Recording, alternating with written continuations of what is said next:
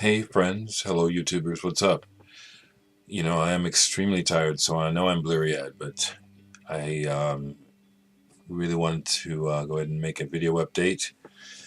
I figured I could wait till tomorrow, but why not do it now since I feel like doing it now? And just pardon how tired I look. I work a full-time job, and I'm also pretty much a full-time musician. And I'll start my vinyl update, and this is just going to be a short one because it's mostly what I've bought recently, which isn't actually a whole lot other than that big stack of dollar stuff. That I still didn't show you everything, but that's about enough of that. I go through periods where I have to kind of pull back from buying because I am just a social worker, and even though I'm a working musician, I still mostly get my expenses covered. Make a little bit here and there, but I'm not making a lot of money, as a just being an original musician. But anyway, speaking of that, I played a rare solo show last night where I opened up for a couple of bands. Bad Speller, local one-man project, kind of a Darren does the drum and bass thing with his computers. But we were both the opening acts for this touring band that I really like, Delicate Steve, and I'll start my update with their album. It was a real pleasure to play with these guys and hear this album. It's on Luwaka Bob, the label that was started by David Byrne. A little bit of a story about the band. I had made friends with the leader of the band. He goes by Steve, but I guess his name is actually David, I think. But anyway, one-man band, but had this record coming out. Got a hold of me months ago and said that they were going on tour and asked if I would, want to open for them when they play in town. And so I said, well, sure, So at the time, I was on tour with Kleeman mostly, and working with Nick Fackler on the In Dreama project. So I wasn't doing my own thing, but his request got me to put together a one-man thing with my guitar, a synthesizer, and backing tracks. But Delicate Steve were really... It's so funny because I played at South by Southwest with Kleeman just a little while back, and one of the bands I happened to see but didn't know the name of was this band, Delicate Steve. I just dropped into Emos while I had a minute before we played, or afterwards, I don't remember. Saw a bunch of bands, and if the name wasn't on the drum, then I I didn't know who it was because, South by Southwest is just crazy, But they caught my interest, without even knowing who they were. The guitarist playing a mini guitar and using like one of those squeeze pedals that pitches it way up high. Really good player. And so when I walked in last night and saw them sound checking, I was like, whoa, okay. And I was really pleased that he had asked me to. But anyway, it's really good music. Guy's a great guitar player. There's kind of a world beat feel as well as an, island, and it's got that down home kind of feel too, but really good. Also bought this single, and one side is his composition Butterfly, and on the other he does Albatross by Fleetwood Mac. I haven't listened to it actually yet. I just picked that up too. Okay, I'll get to those in a minute. So I've only bought a few things recently. One of them was a used copy of this album by Kukil, and sometimes I think I'll have shown things, but the fact of the matter is that I'll start videos and something will happen and then I'll stop it, and then I'll change what I'm showing. I think this might be the case here, but Holidays in Europe, if I've shown this before, I'm showing it again because this is a recent purchase used, and this is really good Bjork before she was in the Sugar Cubes, and it's kind of punk and avant-garde jazz all mixed together.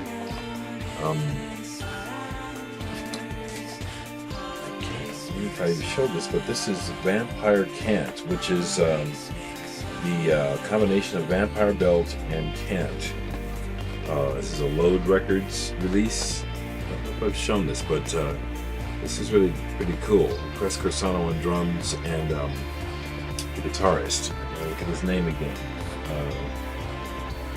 Oh man, I met him, you know. Really, really, really incredible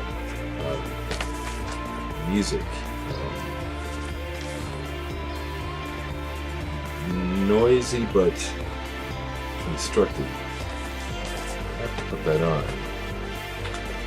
I like Chicks on Speed, and I don't know if I showed this, but I picked this up because they're doing a cover of Wordy Rapping Hood, originally done by the Tom Tom Club, and you know, Tina Weymouth is even on here, you know, on vocals. That's pretty cheap. Took a chance on this because I like the cover. Crash, Smash, Explode. Just played this once, and it didn't do a whole lot for me on kind of nice vinyl on the first listen, but again, it's one of those things where I just have to adjust. I picked this up on the recommendation of Big Star 1000. His recent video on this album convinced me to, because I've seen it a million times, as he said, and I just thought I had the good Manfred Mann already. And I must admit that this started off kind of tepid, but it ends strong. And so thank you, Big Star 1000. Great choice. Great addition to my Manfred Mann collections. Sola Fa. I like that name too. Picked this up, used. Never Forever, Kate Bush. This is a great album. Babushka's kind of a bit much, but even that is cool. But really, the album just gets better from there. If you Get Babushka, this album is incredible, actually. And then I picked up this use. I have a copy already. This is Targets by Emerson, Lake and Palmer.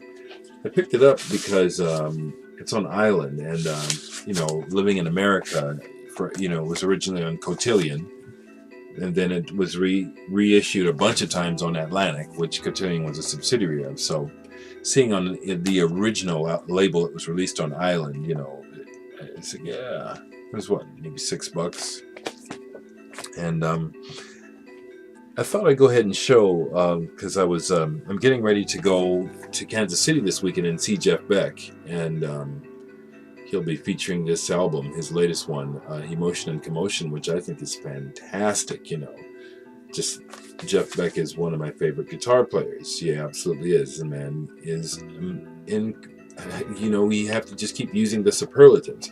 He's singular. There you go. Let me just kind of wake up and say something.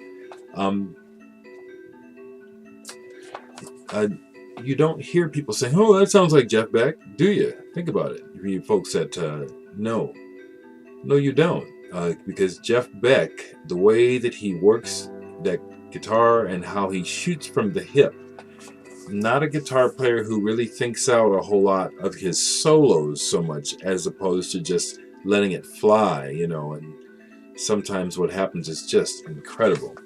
So that's Saturday night. So I've been listening to that, getting all pumped up. You know what I'm saying? My friend Jeff was over, hadn't been over for a while, and another friend, Frank, was by, and we were listening to some Ultra Vivid Scene, and hadn't listened to them in a while, band from the 90s. It started out as a one-man band by Kurt Ralsky. There's just a slight bit of that noisy guitar thing, but with a pop thing and also a kind of a drone thing. But on 4AD, so I pulled those out and played a couple songs, and then I just had these because I was showing Jeff, and this is the album Rev by Ultra Vivid Scene on 4AD, and another 12-inch single, Staring at the Sun. This one might be familiar to some folks, as it got a bit of airplay on the mighty MTV 120 Minutes, which I used to watch faithfully every week. Jeff had brought over a copy of Solomon's Seal, thinking I didn't have it, but I do have it, and so I pulled this out to make sure. So we gave the Jeff's extra copy to Frank, but this is I haven't listened to it in a long time, but Pentangle. It's like you sit down and become one with this music as they take you to another time through the music. I had some other records out, but oh yeah, and this was one that was given to me by a friend through the band. It's an Italian band called Warm Morning. I don't know if you'll, if this is showing up anywhere. So I got it pretty much directly from the band. This is so pastoral and beautiful.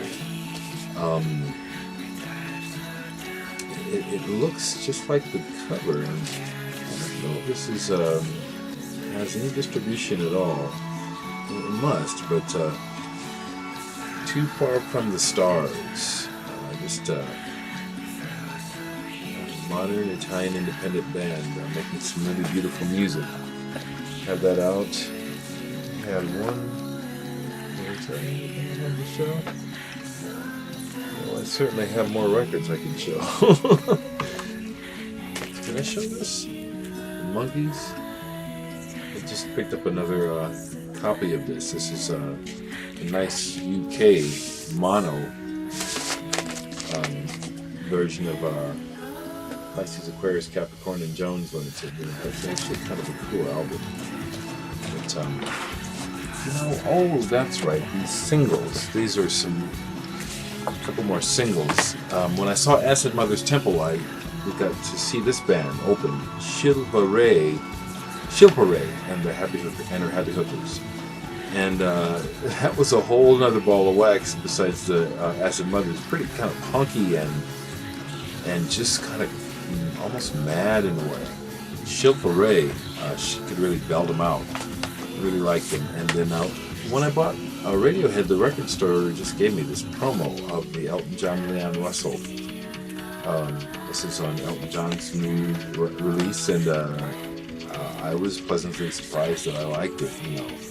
I do like both guys, not really into that kind of honky-tonk thing that Leon Russell does, but nobody does it better. And thankfully, this wasn't that. This was altogether much cooler.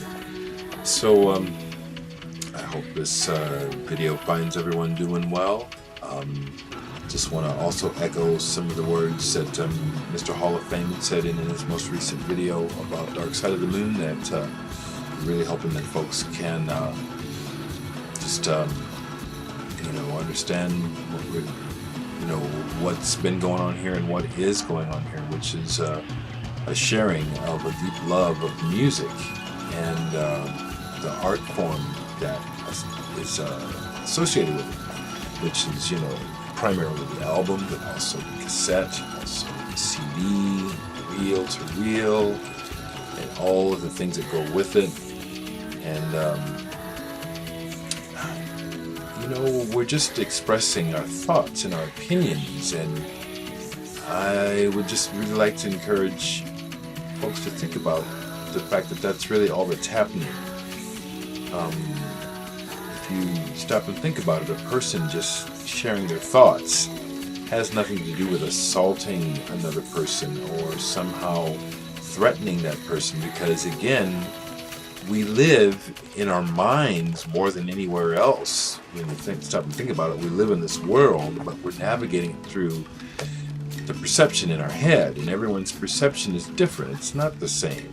We all are not thinking the same thing.